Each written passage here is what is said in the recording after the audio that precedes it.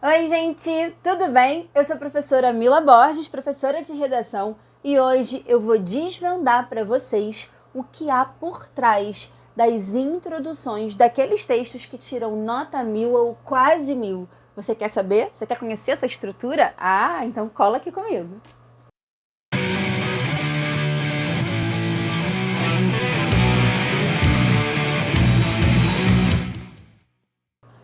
Quem nunca se deparou com o tema e falou assim: meu Deus do céu, como que eu vou começar esse texto aqui, né? Muita gente já passou por isso e pensando nisso, eu fiz um grande trabalho de levantamento.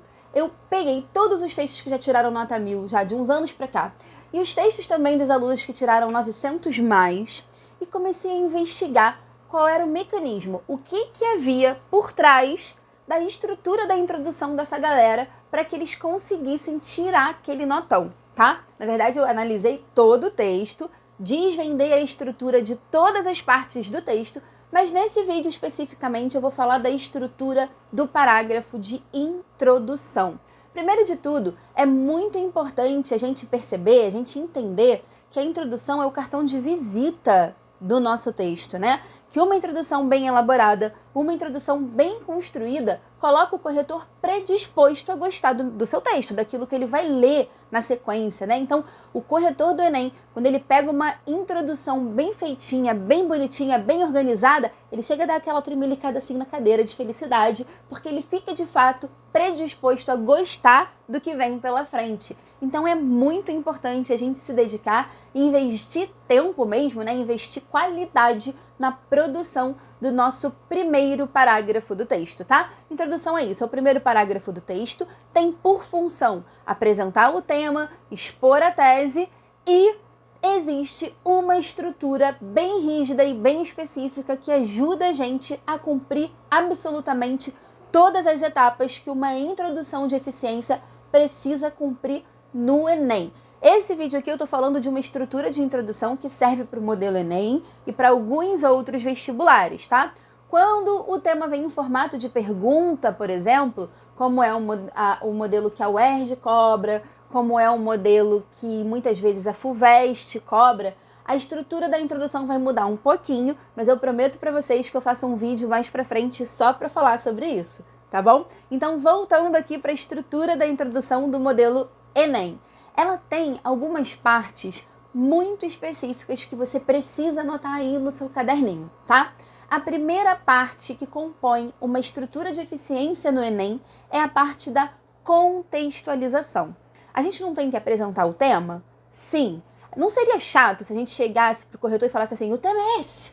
Muito ruim. A gente não está tornando isso atrativo. Então a gente precisa pensar em alguma estratégia que nos possibilite falar sobre o tema. A contextualização é uma estratégia que a gente usa para chegar efetivamente na apresentação do tema. É você inserir o tema num pano de fundo. E isso pode ser feito por meio de diversas estratégias. Flashes, definição de palavras, fatos históricos, séries, filmes, livros, citações, tá? Tem muita estratégia de contextualização que você pode usar. Então, a primeira etapa da introdução é a contextualização.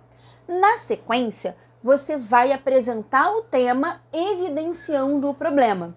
Quando você pega o tema, você não faz aquele estudo das palavras que compõem a frase temática, marca as palavras mais importantes, puxa a setinha aqui para entender os sentidos e significados? Pois é, essas palavras mais importantes que você marcou precisam aparecer nessa apresentação do tema. Não é meramente uma cópia da frase temática, eu nem aconselho que vocês façam cópia da frase temática do jeito como ela aparece lá. Mas é você reescrever aquela frase com as suas palavras, de preferência utilizando as palavras-chave, aquelas palavras que vão marcar de fato para o corretor que você entendeu integralmente a proposta. Então você apresenta o tema evidenciando o problema, dando destaque àquela problemática que o Enem colocou aí na sua frente para você discutir, beleza?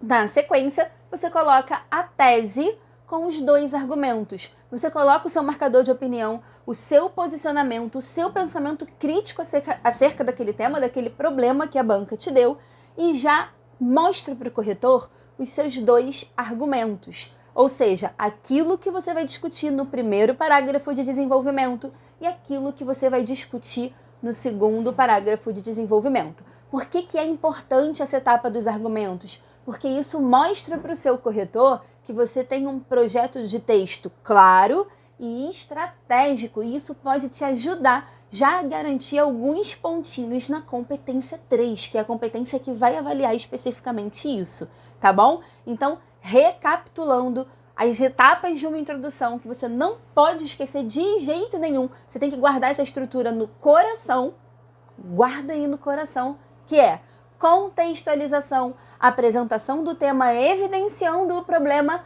tese com 2 argumentos. Repita comigo: contextualização, apresentação do tema evidenciando o problema, tese com 2 argumentos. Ok? Mais uma vez para você não esquecer: contextualização, apresentação do tema evidenciando o problema, tese com 2 argumentos.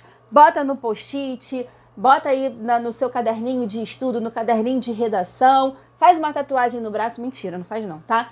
Quer dizer, se quiser fazer, faz, você é livre para fazer, mas não precisa, você consegue decorar essa estrutura. Contextualização, apresentação do tema evidenciando o problema, tese com os 2 argumentos, porque isso vai te ajudar demais na hora de colocar a caneta no papel e efetivamente começar a escrever o seu texto, tá? Vai conquistar o coração do corretor logo de cara.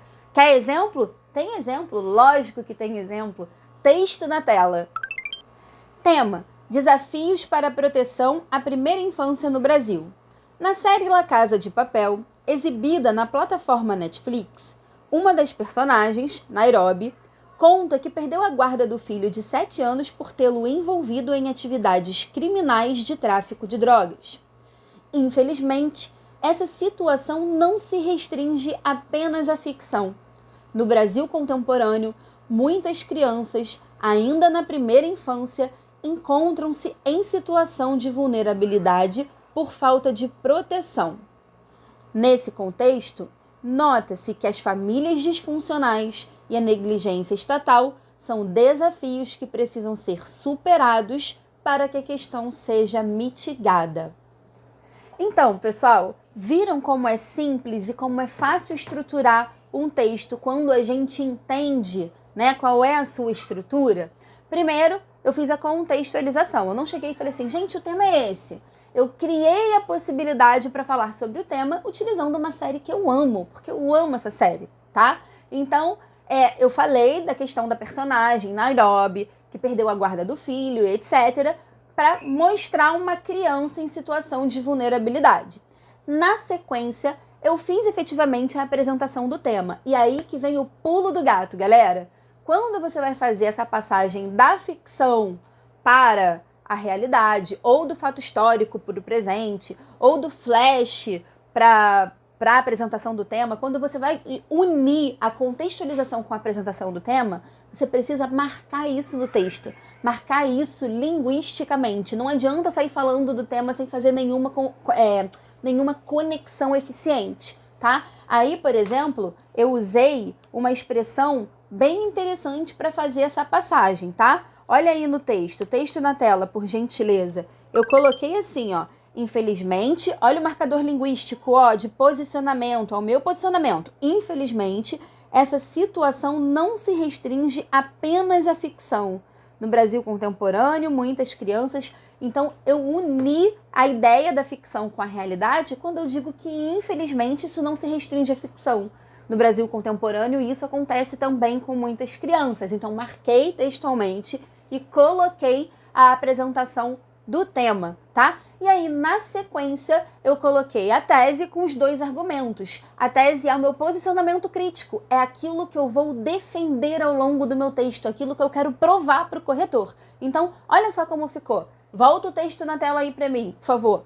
Nesse contexto, nota-se que as famílias disfuncionais e a negligência estatal são desafios que precisam ser superados para que a questão seja mitigada.